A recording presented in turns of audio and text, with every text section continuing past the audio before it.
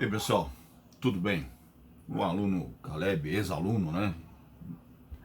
Gente boa demais.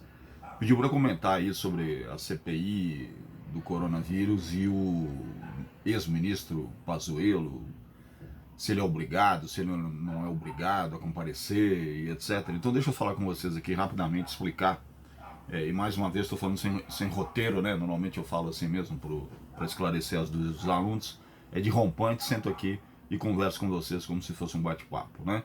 Então a CPI, a Comissão Parlamentar de Inquérito, ela é montada ou pelo Senado ou pela Câmara dos Deputados. Se for pelos dois, aí ganha um nome misto, né? CPI mista, né? Aí ganha esse nome misto. Ela está prevista na Constituição, artigo 58, e lá tem esta expressão, né? Que terão poderes de investigação próprio das autoridades judiciais.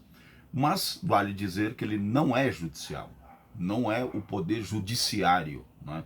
Então há um problema. Por quê? Ela tem esse viés de investigação, apuração, mas não tem poderes de condenação. Obviamente que não. Quem tem poderes de condenação é o poder judiciário. Então ela chega numa conclusão e encaminha para os órgãos competentes. É esse o critério. Mas qual que é o grande problema então? O problema é que quando você vai depor numa CPI, a sua condição de depoente ela não é clara, enquanto que no Poder Judiciário ela é clara.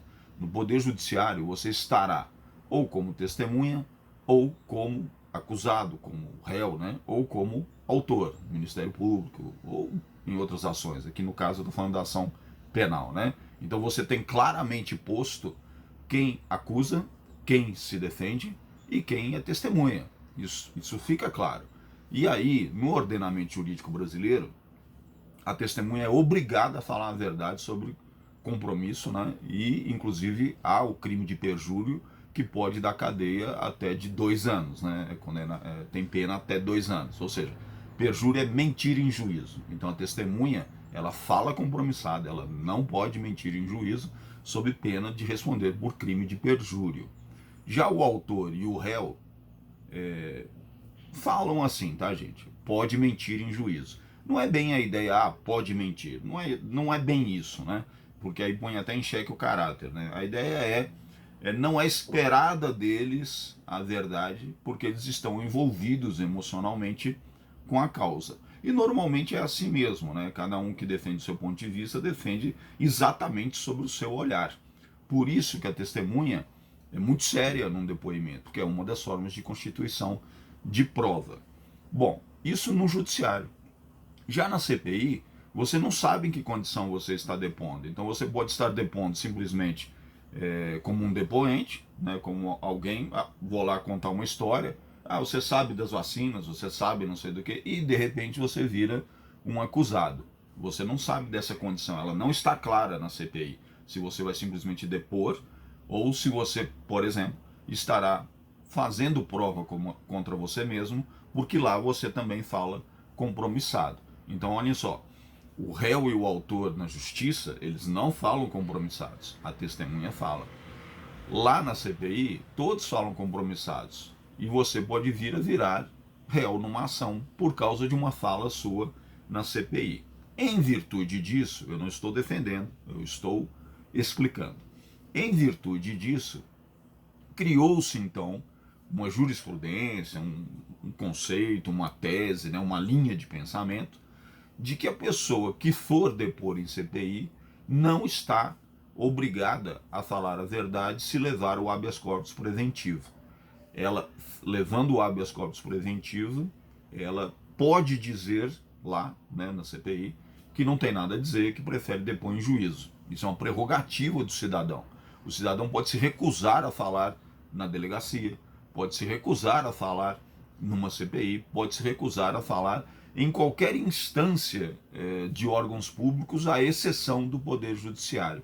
Por quê? Não, no Poder Judiciário também pode, né? Só que no Poder Judiciário tem consequência. Porque em você não falando no Poder Judiciário, no seu silêncio, ter-se-á como verdade aquilo que é alegado contra você.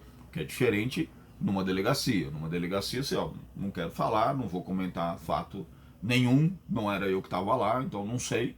E quando chegar no judiciário, aí sim você vai depor, sabendo que agora um juiz que está te ouvindo. Esse conceito foi construído numa ideia de segurança, né, de garantias para o cidadão. Não é para proteger bandido, que é outra coisa que a Constituição brasileira, infelizmente, não é que ela errou, ela acertou. Porque a Constituição brasileira de 88, ela sai do período ditatorial e ela tem uma preocupação muito grande de proteger o cidadão do poder do Estado. Só que junto, né, levou essa proteção também para quem pratica os crimes rotineiramente, né, corruptos, tráfico e etc., entram com as mesmas garantias que um cidadão que eventualmente, por exemplo, atropelou uma pessoa na rua por acidente. As garantias são as mesmas, né? Eu acho até que estava na hora de rever isso, mas ok, não é o tema agora. Então, por isso que quando a pessoa vai para a CPI, ela não sabe a posição dela, mas ela tem que ir e o depoimento lá, ela está obrigada a falar a verdade.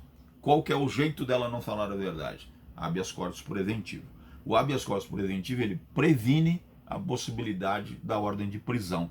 Então, vocês já devem ter visto isso em alguma CPI, vai lá, a pessoa pergunta alguma coisa, ele fala, me reserva o direito de só falar no juízo.